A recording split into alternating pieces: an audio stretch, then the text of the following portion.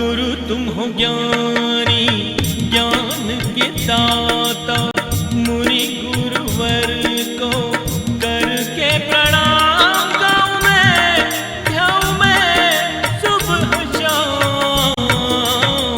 पुलक सागर एक नाम एक नाम।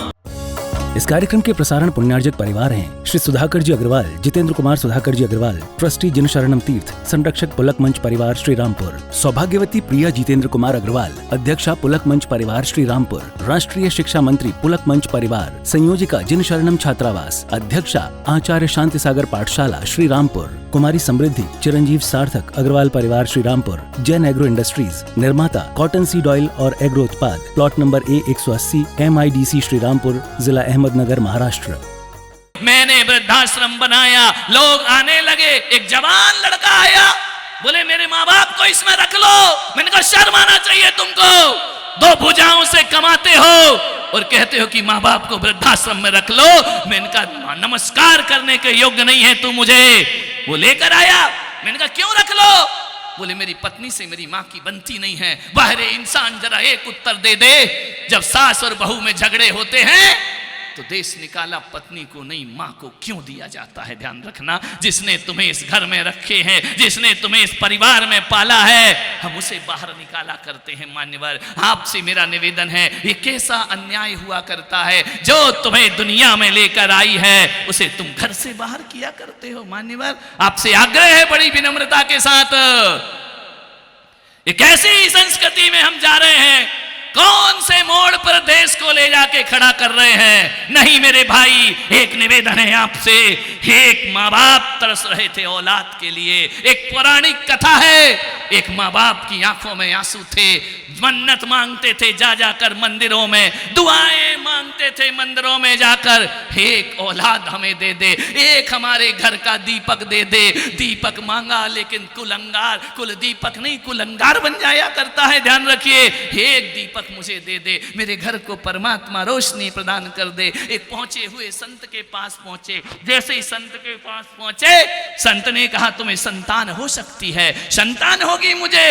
ऐसा लगा ऐसा लगा ऐसा लगा जैसे डूबती नाव को किनारा प्राप्त हो गया हो। हमें संतान होगी होगी, लेकिन एक बात याद रखना अपनी जिंदगी में। बोले क्या? तुम्हें संतान तो होगी, लेकिन जैसे ही तुम संतान का मुंह देखोगे दोनों नेत्रहीन हो जाओगे, तुम्हें आंखों की रोशनियां समाप्त हो जाएंगी। चिंता में पड़ गया वह जोड़ा कि फिर क्या करें ऐसी संतान का, जिसको जन्म तो हम दे दें लेकिन देख नहीं पाए। पति ने पत्नी से कहा, पत्नी ने पति से कहा कि हम देख नहीं पाएंगे और संतान होगी, हम नेत्रहीन हो जाएंगे। उन्होंने कहा हाँ ये नियम है कुदरत का, तुम्हारे भाग्य में ऐसा ही लिखा है। उस माँ ने कहा, जो माँ बनना चाहती थी, उसने कहा पति से मैं मातृत्व का सुख भोगना चाहती हूं, मेरी आंखों से रोशनी चली जाए तो चली जाए, लेकिन मैं चाहती हूं कि मेरे एक संतान का जन्म होना चाहिए, मेरे एक पुत्र का जन्म होना चाहिए। जैसा भी हो कोई बात नहीं है, हमने इन 30-40 सालों में बहुत दुनिया देख ली, अब एक ऐसा बालक पैदा हो, कोई बात नहीं, हम अंधे हो जाएं, हम अपनी औलाद की आंखों से दुनिया देख लेंगे। ध्यान रखना है, इतना बड़ा दिल किसका होता है इस धरती पर? ध्यान रखिए, इतना बड़ा कलेजा, हम औलाद की आंखों से दुनिया देख लेंगे। एक पुत्र की कामना तो मैं करती हूं, कहते हैं उसकी इच्छा पूर्ति हुई। 9 माह उसने गर्भ को संभाला। जिस दिन जन्म हुआ उस दिन उसके परिवार के लोगों ने जन्म होते ही बच्चे आंख में पट्टी बांध दी माता पिता के, बच्चे को उठाकर दूसरे कक्ष में ले गए कि बच्चे पर दृष्टि पड़ेगी, ये नेत्रहीन हो जाएंगे। बच्चा ले गए, मां तड़प रही है, मेरा बेटा कहां है, देखने को तड़प रही है। पैदा होते ही बच्चा बाजू के रूम में ले जाया गया, दूसरे घर में उसको रख दिया गया। मां ने कहा मैं एक बार बच्चे को जरूर देखूंगी। पिता ने कहा तू रुक जा, संयम रख, देख, यदि एक बार तूने देख लिया तो नेत्र विहीन हो जाएगी। उस मां ने कहा कि कुछ भी हो जाए, मेरी आंखें जाएं तो जाएं, मैं अपने बच्चे को एक बार जरूर देखना चाहती हूं, मुझे मेरे बच्चे के दर्शन कराइए। उन्होंने कहा भगवान के दर्शन कर, उस संत की वाणी को याद रख। उसने कहा कुछ भी हो जाए मैं सब भूल सकती हूँ, एक बार मुझे मेरा बच्चा दिला दो, एक बार मैं बच्चे को एक बार देख लूं बस। पति के चरणों में गिर गई। बोले तू आंख खो देगी? बोले मैं आंख खोने को तैयार हूं, लेकिन मेरा बेटा मैं एक बार जरूर देखूंगी, दूर से देखूंगी, लेकिन देखना चाहती हूं मैं। पिता ने कहा तू आंख खोने को तैयार है? बोले मैं आंखें खोने को तैयार हूं। पिता ने कहा जब तू खोने को तैयार है तो मैं पीछे कैसे रह सकता हूं, मैं भी उस बच्चे को जरूर देखूंगा। दूसरे कमरे में ले जाया गया। जैसे ही बच्चे को देखा, एक क्षण भी नहीं हुआ, 2 क्षण भी नहीं हुए, दोनों माँ बाप की आंखों की रोशनी गायब हो जाया करती है। ध्यान रखिए, बच्चा पला, अंधे माँ बाप के पास पला, पाल पोस करके बड़ा किया। एक बात याद रखना, आंख होने होने के बाद भी रिश्तेदार तुम्हें नहीं पालेंगे, लेकिन बिना आंख के माँ बाप भी तुम्हें पाल पोस करके बड़ा कर दिया करते हैं। उन्होंने पाला पोसा बड़ा किया, पुत्र को शिक्षा दी, अध्ययन कराया। हे पुत्र, हम तेरी आंखों से दुनिया देखना चाहते हैं। उस पुत्र ने पूछा कि मां एक बात बताओ, क्या तुम मेरे मां बाप दोनों जन्म से ही अंधे हो? उसने कहा नहीं, जन्म से नहीं बेटा, तेरे जन्म के बाद हमारी रोशनी चली गई। उसने कहा मां तूने मुझे जन्म क्यों दिया? अपना जीवन अंधकार में बना लिया मेरे लिए, अपनी सारी खुशियां अरमान खो दिए तूने मेरे लिए। मां तूने अन्याय किया है अपनी जिंदगी के साथ, अपने आने वाले भविष्य के साथ। मां तूने मुझे मेरे लिए आंखें क्यों खो दी? बोले बेटा मैं मां बनने का सुख देखना चाहती थी। मां बनने का सुख मां, जब तू मुझे ही नहीं देख पा रही है? बोले नहीं बेटा, मैं तेरा स्पर्श करके पता करती हूं तू कितना बड़ा हो गया, लेकिन जब पहली बार देखा था ना, वो चेहरा आज भी हमारी नजरों में उभर उभर के आता है। मैं उसी सुख में अपना अंधेरा में जीवन जी लिया करती हूं। बहुत दुखी हुआ बेटा कि मेरी वजह से मेरी मां पिता नेत्रविहीन हो गए। एक संत के पास पहुंचा। संत ने कहा, संत से बताया दुखड़ा अपना।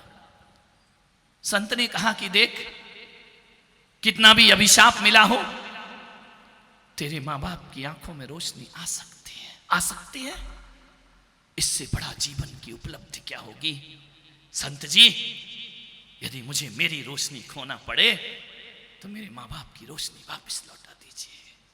संत ने कहा नहीं, यदि तू अपने मां बाप को 68 तीर्थों की यात्रा करा देगा तो तेरे मां बाप की आंख में रोशनी आ जाएगी। ध्यान रखना, 68 तीर्थों की यात्रा। एक गरीब बालक, निर्धन बालक, धनपति नहीं, माता पिता नेत्रविहीन, ना दौलत ना संपदा। उसने कहा कि संत जी मैं जरूर 68 तीर्थों की यात्रा कराऊंगा, मैं पूरे हिंदुस्तान की यात्रा कराऊंगा।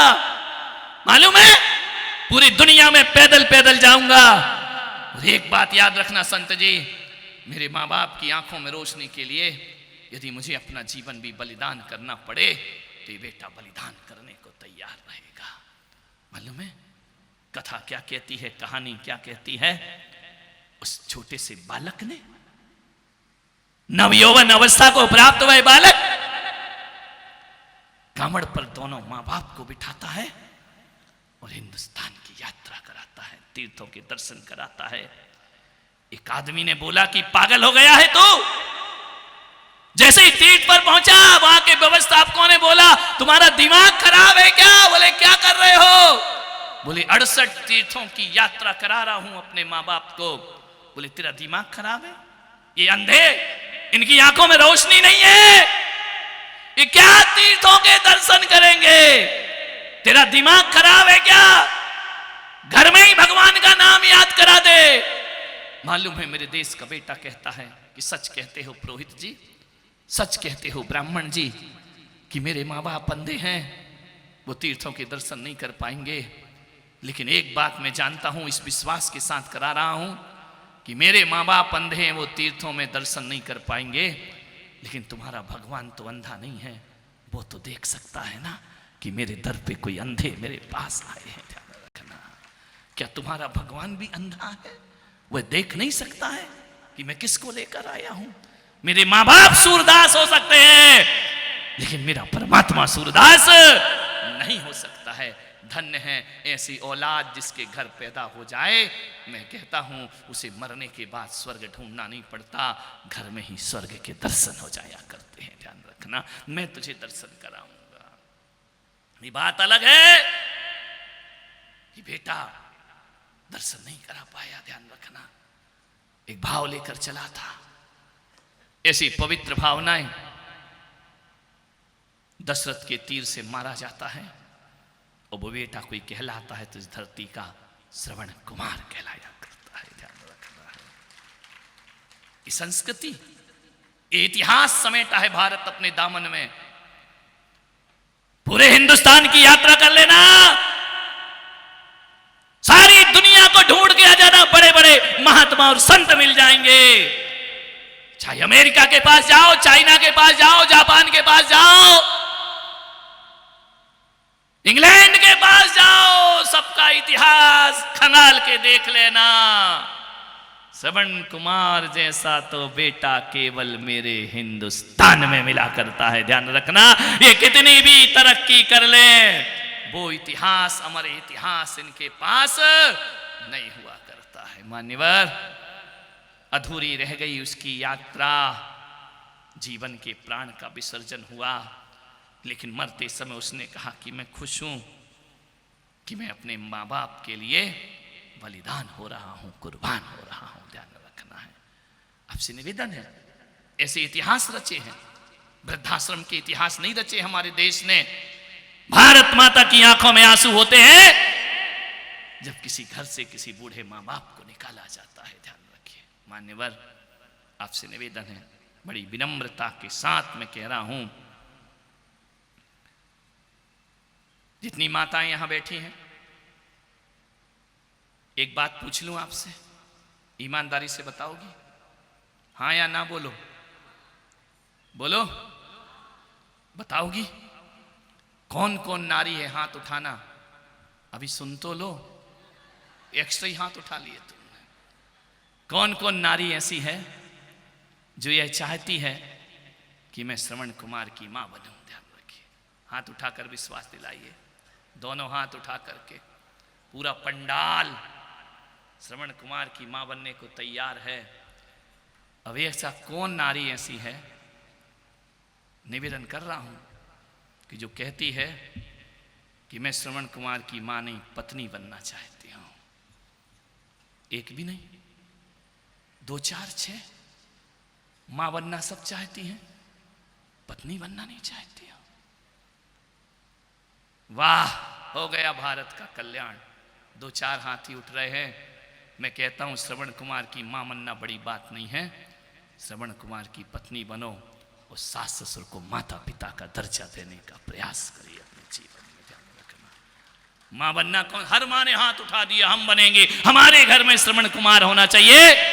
आज संकल्प लो कि मेरा बेटा श्रवण कुमार बने या ना बने, लेकिन मैं अपने पति को, उसके माँ बाप का श्रवण कुमार जरूर बना करके रहूंगी। ध्यान रखना है, इतना संकल्प यदि आप ले लेते हैं तो मेरा बोलना यहां पर सार्थक और सफल हो जाता है। मैं अपने पति को, अपने उसके माँ बाप का श्रवण कुमार जरूर बनाऊंगी। ध्यान रखना, ये बड़ी बात होती है, हिम्मत लगती है इसमें। ये नहीं कि शादी हुई, आई एम सेपरेट, तुम अलग और हम अलग, ये कोई जिंदगी है? ध्यान रखना मान्यवर, आपसे निवेदन है, श्रवण कुमार की पत्नी बनने की होड़ लगाओ कि हम अपने घर को कभी उजड़ने नहीं देंगे। ध्यान रखना है मान्यवर, एक ही चीज पर आपका ध्यान आकर्षित कराऊंगा, कितनी भी तरक्की कर लो अपनी जिंदगी में, मां बाप को यदि रुलाया